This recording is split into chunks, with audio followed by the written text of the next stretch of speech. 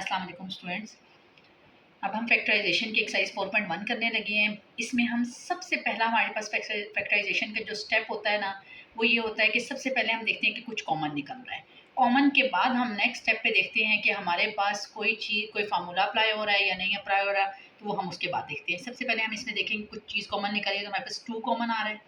अब x में हम जो स्मॉलेस्ट पावर होती है, अब इसमें पावर 2 है, यहाँ पे पावर 2 है, यहाँ पे 1 है, तो इसका मतलब है x की पावर 1 स्मॉलेस्ट पावर हम कॉमन निकालेंगे। y में से भी स्मॉलेस्ट पावर y पावर 2 है, तो हम वो कॉमन निकाल लेंगे। ठीक है, बाकी अंदर जो आ जाएगा ये 2 1 टाइम 2 होता है, तो हमारे पास इसका मतलब है यहाँ पे कुछ भी कॉमन नहीं है। 1 आता है तो 1 लिखने की जरूरत नहीं होती। x में से एक x बाहर आ गया, एक x अंदर रह गया। y पावर 3 है तो y पावर एक y अंदर रह गया और 2 y बाहर निकल आए। माइनस 2 3 टाइम्स 6 होता है 3।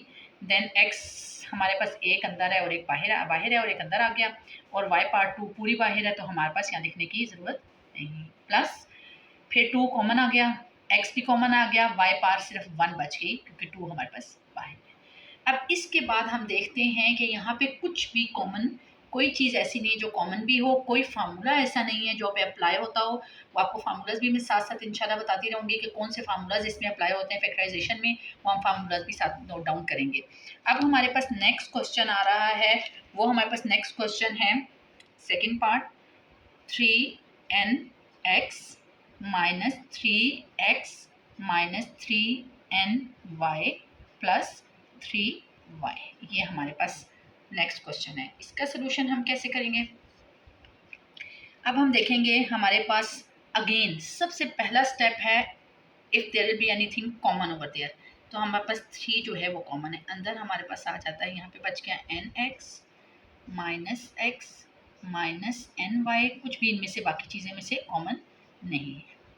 यहाँ हमारे पास कॉमन निकल आया, लेकिन हमारे पास यहाँ पे चूँकि 4 टर्म्स हैं, 4 टर्म्स में एक और मेथड भी होता है कि कॉमन निकालने के बाद भी हमें ये चीज़ देखनी होती है। अब देखें, इन दोनों में से 2 टर्म्स में से और इन 2 टर्म्स में से कुछ कॉमन निकल रहा है, फिर हम उस चीज़ को अप्लाई करते हैं। हमारे पास यहाँ पे निकल रहा है x कॉमन, अंदर रह गया n माइनस, अब यहाँ पे कुछ भी कॉमन नहीं है 1।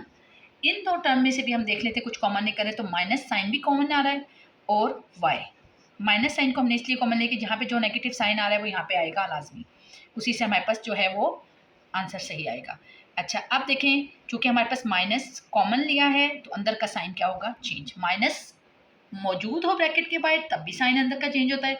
अब यहाँ पे माइनस साइन कॉमन लिया तब भी अंदर का साइन चेंज होगा, और यहाँ पे कोई टर्म कॉमन नहीं, यहाँ पे 1 आ गया। अब देखें इसमें क्या हमारे पास बेनिफिट आया कि हमारे पास दोनों टर्म्स अगेन कॉमन आ गएंगे। अब हम क्या करेंगे, हमारे पास n माइनस 1 दोनों में कॉमन आ गया, बाकी क्या बच गया? x minus y।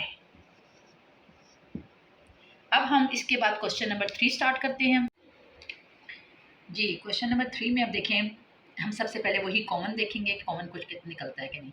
अब इतनी ज़रा ग्रेटर वैल्यूज़ आप लोगों के लिए मुश्किल होगा यूँ डायरेक्ट करना, तो हम 2 से स्टार्ट करते हैं। इवन नंबर है, देखिए लास्ट इवन नंबर है 8 8 2, इसका मतलब है हम 2 से 2 हम कॉमन निकाल सकते हैं। हम 2 कॉमन निकालते हैं इसमें से, 2 9 ज़र 18, x पावर 4। अब x y वेरिएबल में से कुछ भी कॉमन नहीं निकला, अब आपको नज़र आ रहा है यहाँ पे x है तो यहाँ पे y है, इसलिए कुछ भी कॉमन नहीं करा। अच्छा, 2 5 ज़र 10, 2 4 ज़र 8, 54 कॉमन आ गया, अंदर आ गया, और ये हमारे पास variable as it is. Plus 2 8 ज़र 16 और 2 1 ज़र 2, 84, एक पाई पार 4 आ गया। अब देखें कि मुझे ये लग रहा है कि इसमें मज़ीद कुछ कॉमन नहीं करे। देखें, अगर 9 का टेबल पढ़ें तो 9 के टेबल में 54 भी आता है और 81 भी आता है। डायरेक्ट 18 भी मैं निकाल सकती थी कॉमन, लेकिन आपको चूंकि वो याद रखने पड़ता। अब हम 2 निकाल लिया तो हमें अंदाज़ा हो गया कि मज़ीद भी कुछ कॉमन निकाल है, तो हम उसको मज़ीद को भी निकालेंगे। अगर हम इसमें 9 भी कॉमन निकाल लें तो ये आ जाएगा x4 प्लस 9 6 ज़र 54 और 9 9 ज़र 81। देखिए, तो हमें ये कंफर्म हो गया कि हम डायरेक्ट निकालते हैं, लेकिन हमें अब कंफर्म हो गया है कि 18 कॉमन निकले। ठीक है, अब बाकी देखें मज़ीद इसमें क्या है। अब इसके साथ अगर हम ये फार्मूलाज चेक करें तो हमारे पास a plus b whole square होता है a square plus 2ab plus b square. a square minus 2ab, अगर यहाँ 2 के साथ नेगेटिव साइन है तो यहाँ पे भी नेगेटिव साइन इंटरनल आ जाता है। ए स्क्वायर माइनस बी स्क्वायर भी ये फार्मूला बहुत जगह पे फैक्टराइजेशन में अप्लाई होता है, ए माइनस बी ए प्लस बी।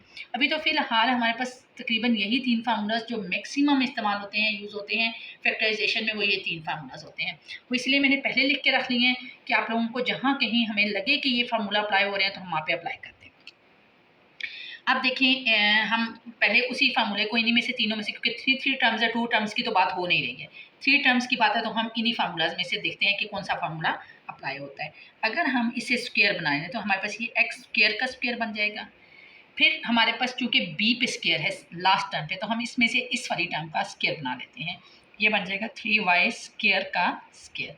देखिए इसको ओपन करें तो x4 ही आता है, इसको ओपन करें तो 3 का स्क्वायर 9 होता है, y स्क्वायर का स्क्वायर y पास 4 आ जाएगा। अब दरमियान में हम फार्मूला अप्लाई करते हैं, चूँकि प्लस साइन है तो यहाँ प्लस साइन आएगा। फार्मूले का हमारे पास आता है 2, ये इसका मतलब फार्मूला ये वाला अप्लाई हो रहा है, 2ab 2ab। अब what is a and what is b? ये पहली टर्म a है, इसे हम यहाँ लिख लेते हैं। सेकंड टर्म, ये लास्ट टर्म जो है ये b है, तो हम इसे यहाँ पे जो भी b है वो हम लिख लेंगे, तो 2ab। अब ये समझिए बन गया है a का square plus 2ab plus b का स्क्वायर। ठीक है, ब्रैकेट क्लोज होगी। अब नाउ इट इज, अब ये देखें, this formula is applied over there, a square plus 2ab plus b square. तो ये बनता है पहली term plus last term whole square, यानी ए जो भी चीज़ है, तो माइंड में वही ए फार्मूले को उसी को रिवाइज करते रहा करें, ए का स्क्वायर बी का स्क्वायर। तो ये आ जाएगा ए प्लस साइन, क्योंकि यहाँ प्लस का साइन अप्लाई हो रहा है, बी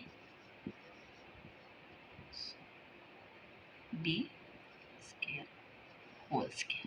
पीछे ब्रैकेट रिमूव कर दें, ये हमारे पास आ गया। ये स्टूडेंट, इस फैक्टराइजेशन के क्वेश्चन में अगेन 3 टर्म्स हैं, कुछ भी कॉमन नहीं निकल रहा क्योंकि कोफिशिएंट यहाँ पे मौजूद नहीं है और यहाँ पे वेरिएबल्स हैं, यहाँ पे वेरिएबल मौजूद नहीं है। अब हम देखते हैं कि हमारे पास कोई फार्मूला अप्लाई हो रहा है कि नहीं। इन्हीं फार्मूला में हम देखते हैं, ये हमारे पास बन रहा है a का स्क्वायर, पहली चीज़ फर्स्ट टर्म का स्क्वायर। ये हमारे पास क्या b का स्क्वायर बनता है, हाँ जी 4 का स्क्वायर बन रहा है 16। इसका मतलब है दरमियान में आना चाहिए, sorry minus sign, there will be minus sign, क्योंकि हमारे पास ये यहाँ पे माइनस साइन है, -2a और b। अब a क्या है k प्लस 2 और b इज 4। ठीक है, तो ये हमारे पास फार्मूला आ रहा है 4 2 टाइम्स 8, ये आ जाता है, फार्मूला बन जाता है। तो ये हमारे पास आ जाएगा a square minus 2ab plus b square a minus b whole square, a minus b whole square. ठीक है, अब हमारे पास ये आ रहा है k, बस इनको सिंप्लीफाई करना है। हमारे पास आंसर तो आ गया, लेकिन हमें इसे देखें लाइक टर्म्स हैं तो सिंप्लीफाई करने की जरूरत है।